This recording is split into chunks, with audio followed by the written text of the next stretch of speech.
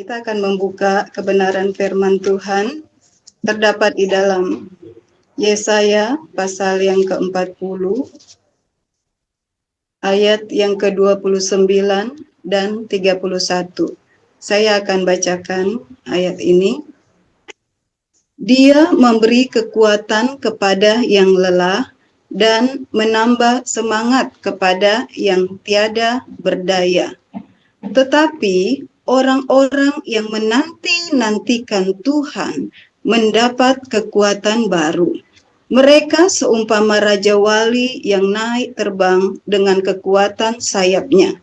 Mereka berlari dan tidak menjadi lesu. Mereka berjalan dan tidak menjadi lelah. Puji nama Tuhan. Firman ini kita perhatikan dan telah kita renungkan, baca ya, bahwa dikatakan Dia yang memberi kekuatan kepada yang lelah. Kalau secara jujur ya, kita sebagai pelayan Tuhan yang melayani Tuhan, tidak terlepas yang namanya pasti ada di mana saat-saat kita merasa letih, kita merasa lesu, kita juga lelah. Mungkin dalam situasi dan keadaan yang saat-saat ini dialami oleh kita, tetapi di sini kita perhatikan bahwa kalau dikatakan kita pernah alami akan hal itu, ya pasti dengan sendirinya dalam keberadaan kehidupan kita ini, rasanya kita ini katakan bahwa Tuhan, inilah keadaan saya. Dan pada titik di mana kita sudah tidak bisa apa-apa, pasti kita hanya berserah kepada Tuhan. Kalau ada rasa mungkin capek, letih, dan lesu, itu mungkin bagi kita hamba Tuhan, ya pasti alami itu. Tapi kalau dalam bosan, kalimat bosan tentu tidak ya. Pasti setiap kita pelayan Tuhan, hamba Tuhan, pasti capek dan letih, lesuh apapun itu, tidak ada kata bosan di dalam melayani. Kita tetap selalu semangat di dalam melayani. Saya memberikan tema yaitu tetap semangat di dalam kita melayani Tuhan. Karena dalam keadaan-keadaan seperti ini secara manusia ya, pasti kita alami akan namanya lelah ya, dan kekuatan kita mungkin berkurang dengan keadaan dan situasi yang kita alami. Tetapi di sini firman Tuhan katakan Dia memberi kekuatan kepada yang lelah dan menambah semangat kepada yang tiada berdaya. Bahwa Tuhan itu selalu ada bersama dengan kita. Dia itu tidak pernah meninggalkan kita. Tapi kadang di dalam keadaan-keadaan di mana sepertinya kita itu sudah tidak bisa dapat lagi melakukan sesuatu. Mungkin dalam pikiran kita buntu, ya, sudah tidak ada jalan lagi. Tadi lagu tadi kita nyanyikan, selalu ada jalan. Kenapa ada jalan? Itu iman kita. Karena ada Tuhan. Ada Tuhan yang selalu menyertai kita. Ada Tuhan yang selalu menolong kita. Dalam keadaan, situasi apapun, Tuhan tidak pernah meninggalkan kita. Tapi, kita pun harus memperhatikan keadaan kita. Yaitu lagu tadi katakan, hidup selalu di jalan yang Tuhan tunjukkan. Jadi kita tidak boleh keluar dari perintah dari firman Allah. Dan apalagi kita yang sudah melayani Tuhan. Dalam kita melayani Tuhan, hidup kita ini harus selalu terjaga. Yaitu kita harus hidup benar, yaitu hidup kudus, hidup yang selalu berkenan di hadapan Tuhan. Kita harus selalu mengoreksi akan keadaan kita, dan kita harus bertanya setiap saat kita bangun, setiap perjalanan langkah kehidupan kita, kita katakan, kita renungkan, apakah yang saya jalani, apakah yang saya lakukan ini untuk kepentingan saya, Apakah yang saya kerjakan itu sesuai kehendak daripada Tuhan? Apakah ini dikenankan oleh Tuhan atau tidak? Dan inilah yang harus kita perhatikan. Karena firman Tuhan katakan bahwa kita juga harus belajar menghitung hari-hari dengan sedemikian rupa. Artinya bahwa hidup kita ini dalam iman kita harus tetap terkontrol, harus tetap terjaga. Jangan kita berkata benar, tetapi hati kita lain. Tindak dan perbuatan kita lain. Perkataan dan perbuatan, terutama hati kita, itu tidak sama atau tidak selaras. Jadi harus sama, ya. Supaya apa yang kita lakukan, apa yang kita kerjakan untuk Tuhan, itu benar-benar seperti firman yang tadi kita baca, memberikan kekuatan baru dan memberikan semangat baru kepada kita. Kalau kita tetap mengontrol kehidupan kita, maka pasti kita tidak akan merasa bagaimana untuk kita bosan dengan hari-hari yang kita jalani, ya, atau dikatakan dengan jenuh, ya. Saat-saat ini banyak, ya, yang alami akan hal ini. Akhirnya dalam keberadaan hidupnya dia menjadi stres, depresi, karena dengan keadaan sekarang yang dihadapi saat ini. Tapi kalau kita sebagai pelayan Tuhan, ya, kita tetap semangat di dalam Tuhan. Terjaga iman kita, pelayanan kita benar murni, benar-benar tulus, bukan untuk manusia, tetapi untuk Tuhan. Bukankah di dalam firman Tuhan juga katakan dalam Matius 6 ayat yang kelima, Matius 6 ayat yang kelima juga di situ kalau kita perhatikan firman Tuhan di situ katakan, firman Tuhan katakan,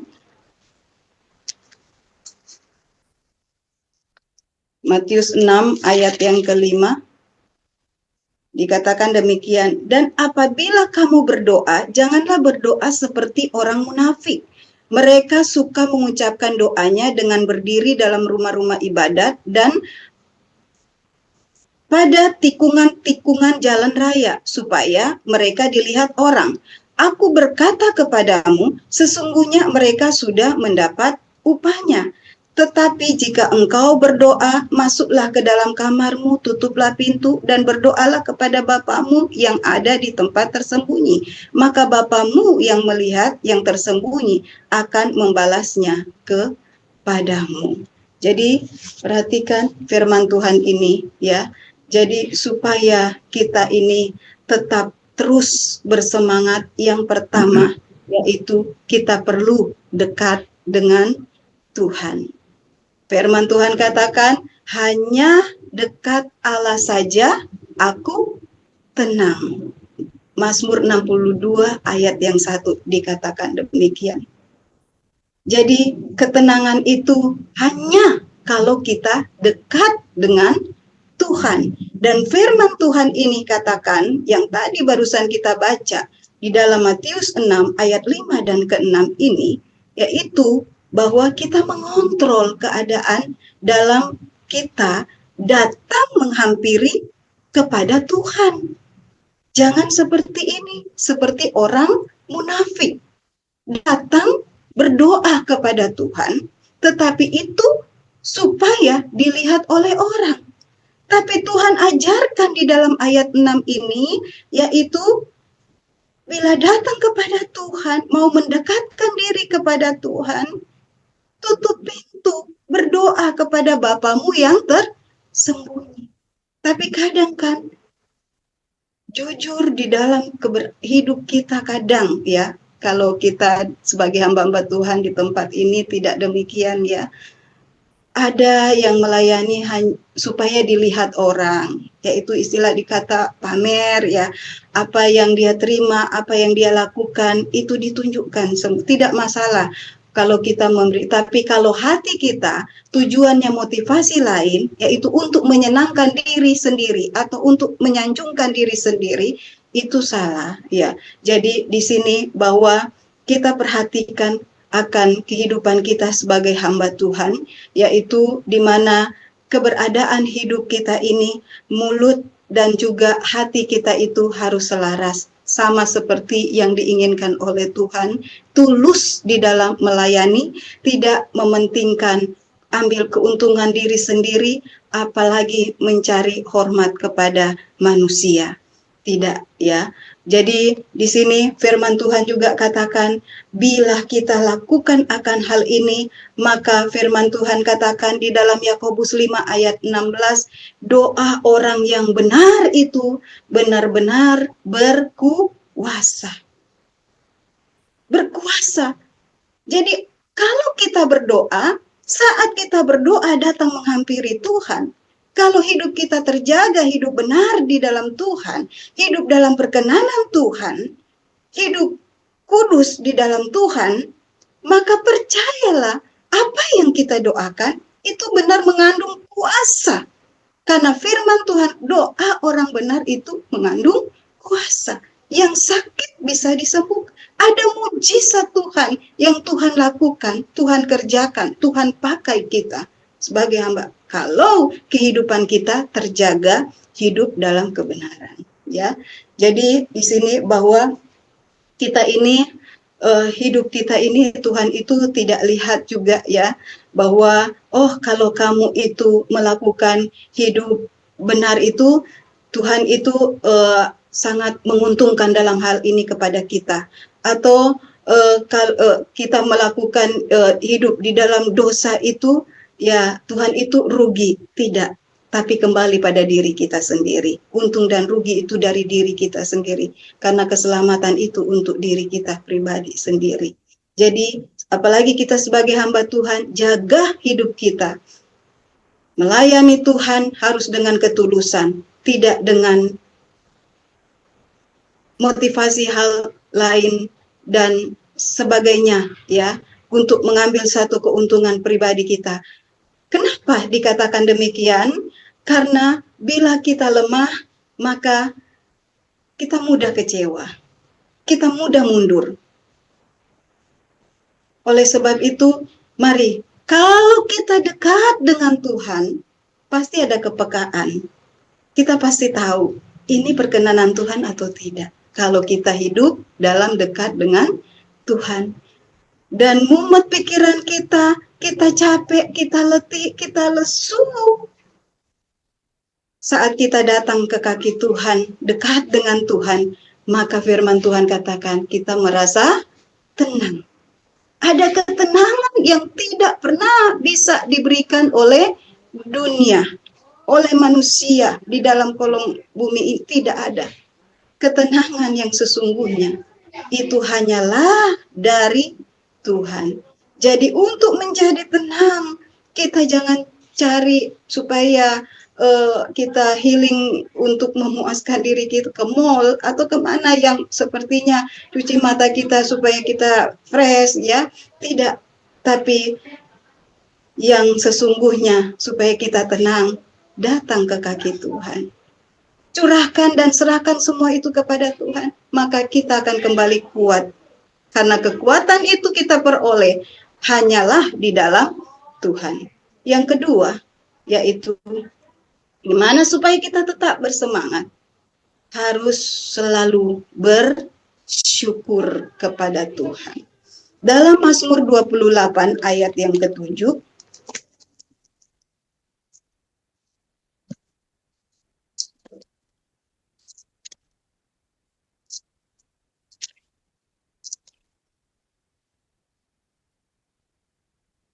ya, saya akan bacakan Mazmur 28 ayat yang ke-7. Tuhan adalah kekuatanku dan perisaiku. Kepadanya hatiku percaya. Aku tertolong, sebab itu beria-ria hatiku, dan dengan nyanyianku aku bersyukur kepadanya. Puji Tuhan. Jadi Tuhan itu adalah kekuatan. Tuhan itu adalah perisai. Dia itu adalah penolong. Oleh sebab itu hati kita percaya hanya kepada Dia. Dan kita dalam hati ini tetap ada senantiasa ucapan syukur kita, terima kasih kita hanyalah kepada Tuhan. Jadi ucapan syukur itu senantiasa selalu ada di dalam kehidupan kita. Karena itulah yang Tuhan mau supaya tetap melekat, tetap ada selalu di dalam kehidupan kita sebagai hamba-hamba Tuhan. Nah, kita lihat dan perhatikan di dalam Mazmur 42 ayat yang kelima juga dikatakan, jiwaku tertekan dalam diriku, sebab itu aku teringat kepadamu dari tanah sungai Yordan dan pegunungan Hermon. Ayat 9. Tuhan memerintahkan kasih setianya pada siang hari, dan pada malam hari aku menyanyikan nyanyian, suatu doa kepada Allah kehidupanku. Firman Tuhan katakan, sekalipun kita mungkin tertekan, ada dalam tekanan, dalam melayani Tuhan, pasti ya ada tekanan-tekanan yang kita alami, ya. Pasti proses itu kita akan alami, ya, sebagai pelayan Tuhan, sebagai anak-anak Tuhan dalam melayani Tuhan, pasti ada tekanan. Tapi kalau kita ingat kembali kepada Tuhan, siapa yang kita bergantung hanyalah kepada Tuhan, maka kita akan percaya penuh bahwa Tuhan adalah penolongku. Tuhan itu adalah sandaran di dalam kehidupanku. Hanya kepada Dialah hatiku terikat, hatiku percaya kepadanya. Oleh sebab itu jangan mengeluh dengan keadaan yang kita alami saat ini, tapi mari belajar selalu bersyukur kepada Tuhan. Bila suatu tekanan, masalah, cobaan, hal rintangan itu datang di dalam kehidupan kita, memang hal itu akan terjadi. Memang hal itu, proses itu pasti kita akan alami, tetapi biarlah kita katakan dalam bibir, mulut, dan hati kita, kita katakan, Tuhan, Engkau perlindunganku. Aku tetap bersyukur sekalipun apapun yang terjadi dalam kehidupanku. Aku percaya bahwa aku punya Tuhan. Tuhan selalu tolong saya. Dengan perkataan iman yang kita katakan itu, yaitu dengan ucapan syukur kita kepada Tuhan itu adalah doa kita dan itu akan terjadi di dalam hidup kita. Tapi kalau dalam pengeluhan, dalam tekanan, kita merenung, kita ingat akan masalah dan itu tidak akan selesai. Tapi kalau kita serahkan semua kepada Tuhan, dengan kita punya hati bersyukur kepada Tuhan, maka Tuhan akan tolong kita. Tuhan akan berkati kita. Mungkin tuh dalam fisik kita, dalam daya tubuh kita, mungkin tidak lama lagi hidup kita. Seperti dalam Yesaya 38 ayat 5, saya tidak bacakan Hizkia di situ, bahwa dia katanya mau mati, tetapi dengan berseru kepada Tuhan, dan karena Hizkia ini juga dia hidup dalam kebenaran Tuhan, sesuai dengan jalan-jalannya Tuhan, maka Tuhan memberikan kesempatan lagi kepadanya untuk hidup. Demikian kita ada saat ini, itu adalah kesempatan yang Tuhan berikan. Nafas hidup ini adalah kesempatan yang Tuhan berikan kepada kita.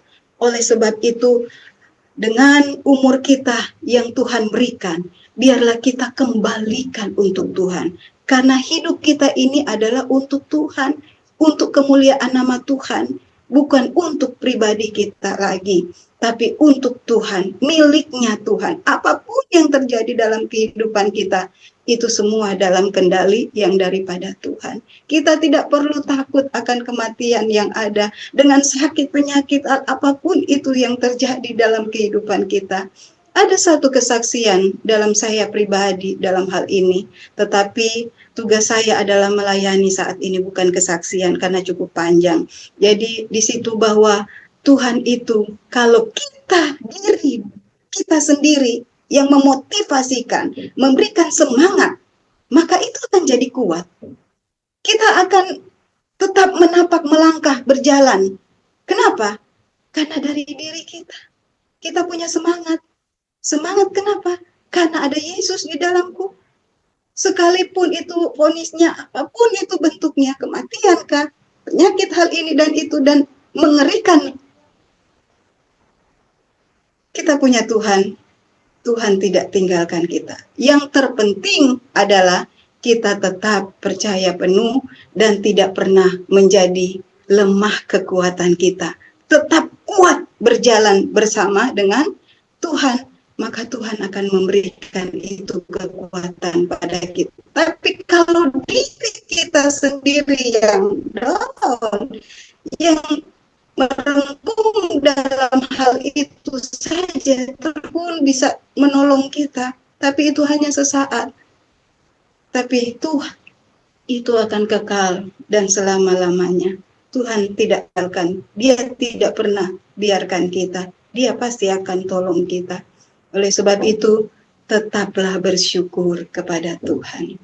Karena syukur itu mengandung mujizat juga yang Tuhan mau lakukan dalam kehidupan kita. Dan yang ketiga adalah yang terakhir dikatakan, yaitu bagaimana supaya kita tetap semangat di dalam Tuhan, yaitu di sini dikatakan bahwa kita harus tetap bahagia.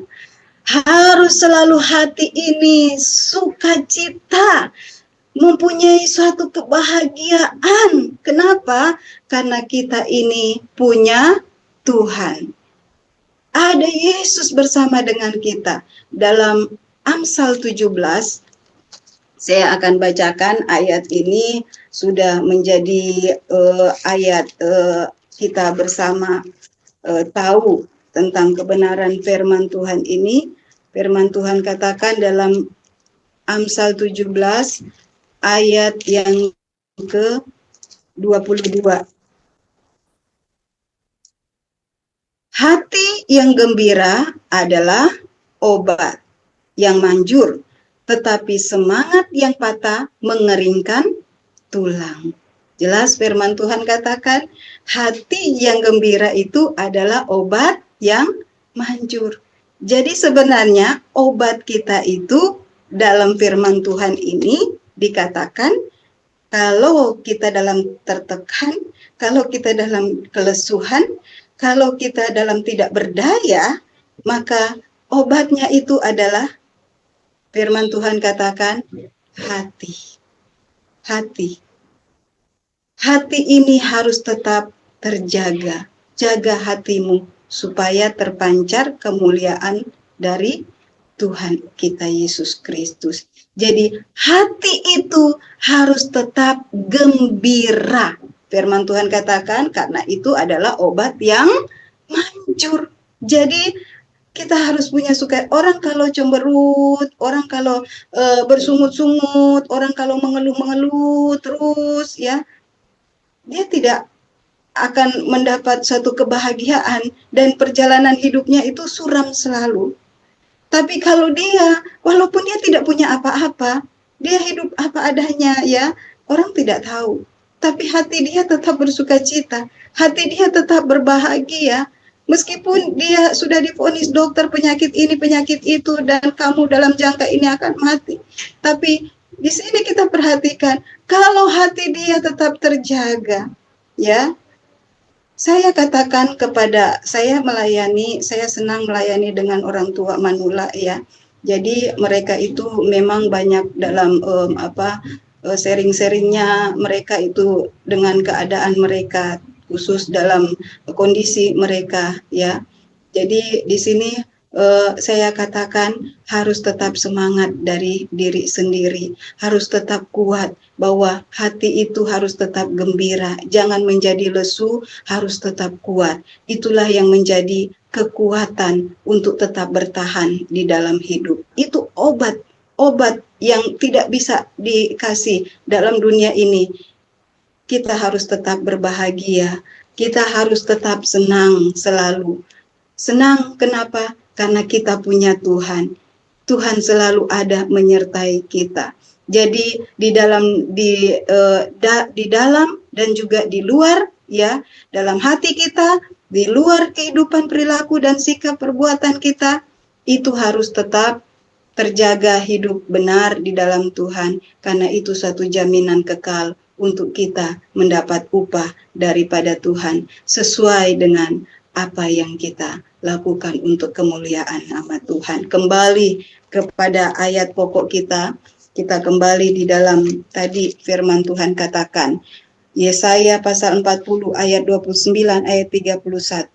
Dia memberi kekuatan kepada yang lelah dan menambah semangat kepada yang tiada berdaya. Tetapi orang-orang yang menanti-nantikan Tuhan mendapat kekuatan baru. Mereka seumpama Raja Wali yang naik terbang dengan kekuatan sayapnya. Mereka berlari dan tidak menjadi lesu. Mereka berjalan dan tidak menjadi lelah. Puji Tuhan. Jadi, saudara yang dikasihi oleh Tuhan, mari kita tetap bersemangat terus di dalam Tuhan, ya. Bila kita sudah lesu, bila kita sudah lemah, ya tentu dalam pelayanan yang kita hadapi ada, ya pasti kita alami akan hal ini. Kami pun alami hal itu, tidak dipungkiri. Kita tidak munafik, kita tidak pura-pura, itu kita akui. Ya, pasti dalam perjalanan pelayanan, pasti kita alami akan hal itu. Tapi di sini firman Tuhan katakan, kita tidak akan menjadi lemah dan lesu. Karena apa? Kembali kita datang, kita ada Tuhan. Asal kita tetap nantikanlah Tuhan, maka Tuhan akan memberi semangat baru kepada kita.